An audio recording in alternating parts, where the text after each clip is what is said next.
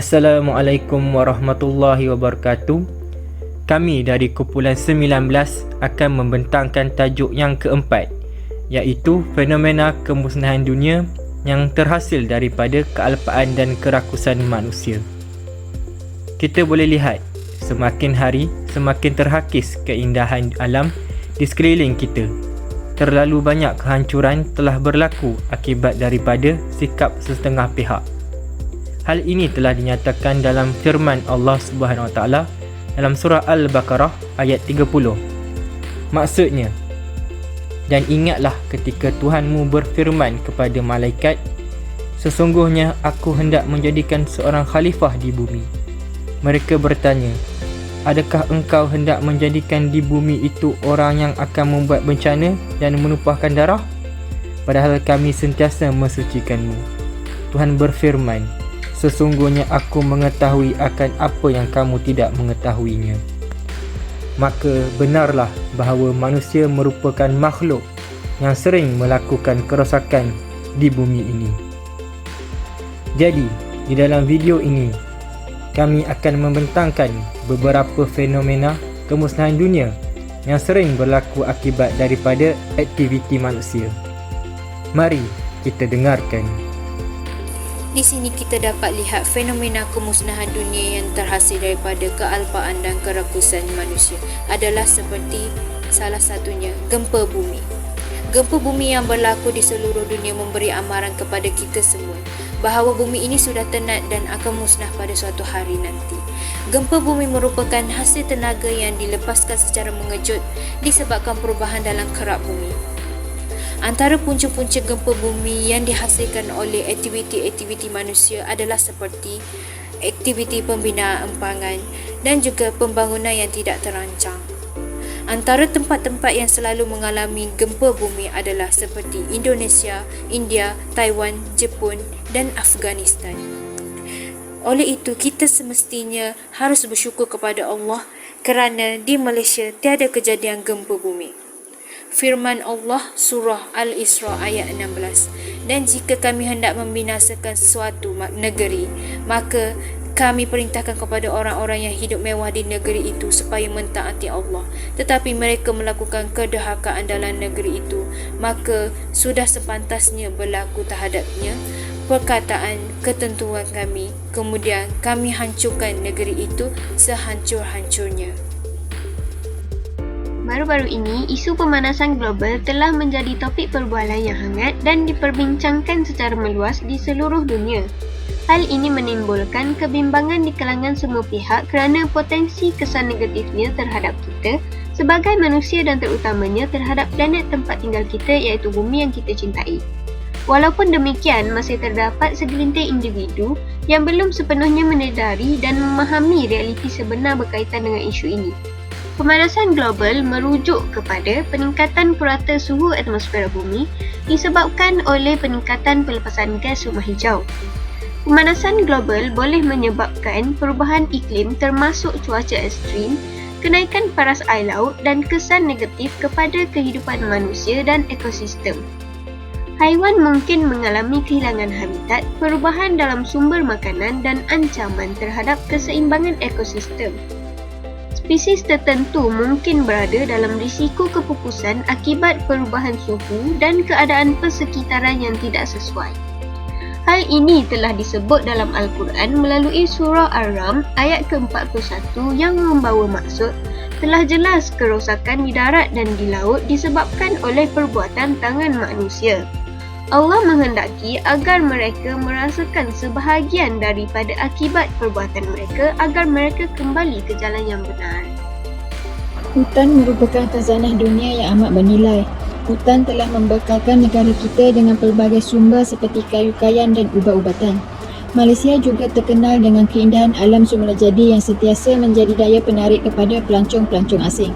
Walaupun hutan telah membantu negara mempelbagaikan sumber ekonominya, namun akhir-akhir ini hutan menghadapi ancaman kemusnahan daripada pihak-pihak yang tamak dan hanya mementingkan kekayaan semata-mata.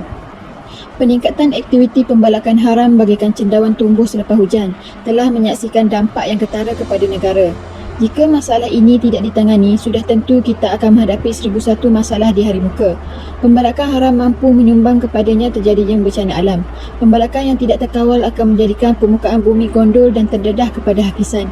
Bahan yang terhakis akan dibawa dan dimendapkan di dasar sungai. Hal ini menyebabkan sungai menjadi cetek. Apabila hujan lebat, sungai tidak mampu menampung air yang banyak lalu ia melimpah ke kawasan sekitar. Intinya kita harus berkolaborasi bagi membendung kegiatan ini daripada terus meragut kehinaan alam ciptaan ilahi. Pihak kerajaan haruslah mengambil tindakan yang tegas terhadap pesalah yang didapati menjalankan kegiatan pembalakan haram. Orang awam pula hendaklah melakukan sebarang penggerakan kenderaan pengangkut balak yang mencurigakan. Dengan adanya kerjasama, sudah pasti masalah ini dapat diatasi. Belakangan ini, isu berkaitan dengan tanah runtuh sering menghantui negara kita. Kejadian tanah runtuh bermaksud kawasan tanah di lereng bukit dan gunung jatuh atau menggelongsor. Tanah runtuh mengakibatkan kemusnahan dan mengancam keselamatan manusia. Kejadian tanah runtuh seperti yang berlaku di Bukit Antarabangsa telah mengorbankan nyawa penduduk di situ. Terdapat pelbagai punca berlakunya kejadian tanah runtuh di negara ini seperti aktiviti pembangunan yang dilaksanakan di lereng bukit. Aktiviti pembangunan tersebut seperti mendirikan rumah kediaman atau kegiatan pertanian. Aktiviti ini menyebabkan pokok-pokok di lereng bukit ditebang dan tumbuhan tutup bumi pula dibersihkan. Kesannya, air hujan akan mengalir dengan deras di kawasan lereng bukit tersebut. Keadaan ini akan menyebabkan tanah dengan mudahnya dibawa oleh arus air yang mengalir deras dan mengakibatkan kejadian tanah runtuh berlaku. Seterusnya, pokok-pokok hutan ditebang dengan tidak terkawal juga menjadi punca kepada tanah runtuh. Perbuatan ini dilakukan oleh syarikat-syarikat pembalakan terutamanya yang dijadikan oleh pembalak haram. Penebangan yang tidak terkawal menyebabkan berlakunya tanah runtuh semasa hujan turun dengan lebat. Kejadian tanah runtuh telah menyebabkan sebuah perkampungan orang asli di Kuala Dipang, Perak musnah. Kerakusan manusia untuk mendapat kekayaan telah mengakibatkan penderitaan kepada orang lain. Bukan itu sahaja, kegiatan ekonomi juga mengakibatkan kejadian tanah runtuh.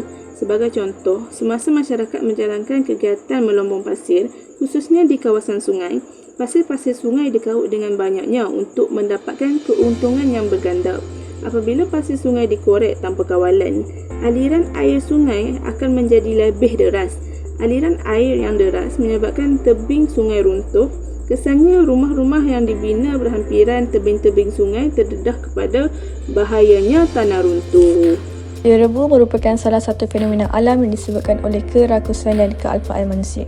Apa itu jerebu? Jerebu adalah keadaan kualiti udara yang terjejas di mana atmosfera dicemari oleh zarah-zarah bawaan udara seperti sulfur dioksida dan sebagainya. Masalah jerebu yang berlaku memberi terlalu banyak pengajaran dan peringatan kepada manusia. Salah satunya adalah tentang sikap manusia yang tidak peduli, akhirnya menyebabkan kerosakan demi kerosakan kepada alam. Masalah jerebu bukan sahaja berlaku di Malaysia, malahan di seluruh Asia Tenggara dipercayai berpunca daripada kebakaran hutan di Indonesia yang sukar dikawal, terutama ketika cuaca kering dan panas. Masalah jerebu yang berulang-ulang sejak tahun 1997 ini menunjukkan betapa rendahnya pengetahuan manusia terhadap peranannya di dalam alam yang serba luas ini serta tidak memahami peranan setiap entiti alam yang diciptakan oleh Allah. Apabila berlakunya sesuatu bencana seperti jerebu, kita boleh melihatnya dalam konteks hukuman Allah Subhanahu Wa Taala terhadap manusia yang lalai. Ini mengingatkan kita tentang apa yang diceritakan dalam surah Ad-Dukhan ayat 9 hingga 16 tentang kaum Quraisy yang menentang serta memainkan risalah yang dibawa Rasulullah. Akibat kekufuran ini, kaum tersebut ditimpa bencana kemarau yang panjang sehingga mereka melihat asap antara langit dan bumi. Dalam konteks ini, bencana asap itu merupakan satu hukuman terhadap sikap masyarakat Quraisy yang terus-menerus kufur kepada Allah.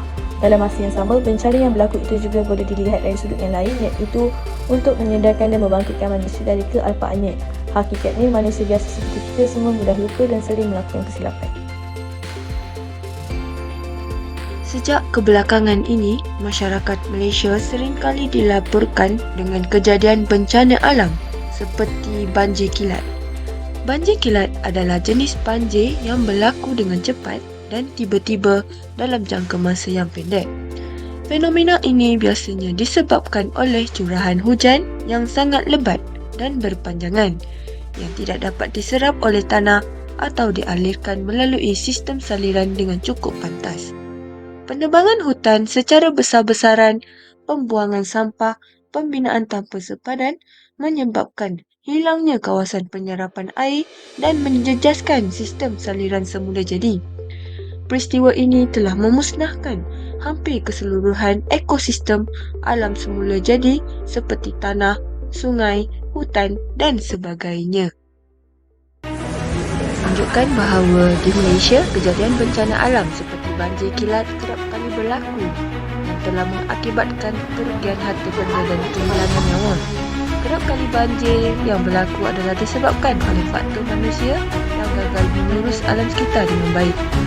Kejadian banjir kilat terutamanya sejak kebelakangan ini berlaku di kawasan bandar dan perumahan sekitar bandar seperti di Kuala Lumpur, Ibu Baru, Pahang, Melaka, Pulau Pinang yang telah mengakibatkan kerugian harta benda kepada penduduk. Keadaan sistem saluran yang baik, kebakaran pembangunan, perumahan dan yang merupakan landscape bandar yang kian terselah kini, namun pada hakikatnya telah mengundang bencana kepada penduduk.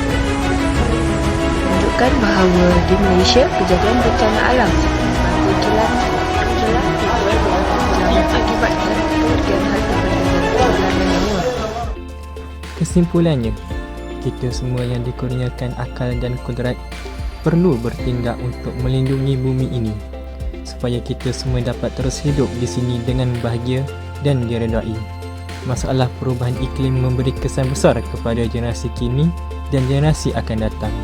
Purata suhu global semakin meningkat dari tahun ke tahun. Kajian dan kesedaran secara menyeluruh haruslah dititik beratkan dalam memastikan keadaan ini dapat dikurangkan. Sekian, wabillahi taufiq wal hidayah. Wassalamualaikum warahmatullahi wabarakatuh.